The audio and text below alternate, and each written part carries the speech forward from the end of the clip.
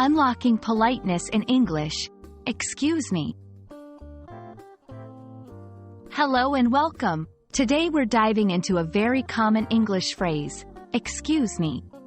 It's a key part of polite conversation, but it can be confusing because it has more than one use. So let's clear up the confusion and help you use excuse me like a native speaker. When you say, excuse me, in a gentle tone, it's a polite way to get someone's attention. Imagine you're in a restaurant and need to speak to the waiter. You can simply say, excuse me, with a small wave and a smile to let them know you'd like to talk. If you're trying to get by someone, maybe in a crowded place or when someone is blocking your way, saying, excuse me, is the polite way to ask them to move. You should say it clearly but politely, and usually, people will step aside.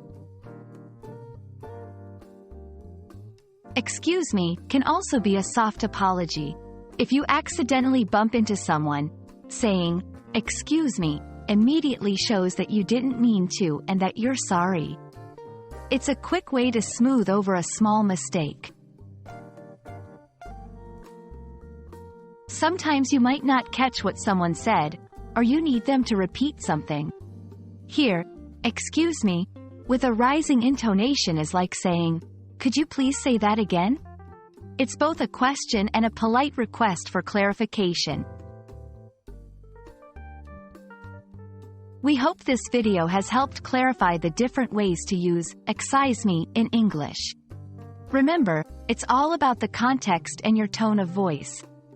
Use it to be polite, to apologize, or to ask for something. Keep practicing, and you'll be using excuse me just like a native speaker. Thanks for watching, and see you in our next lesson.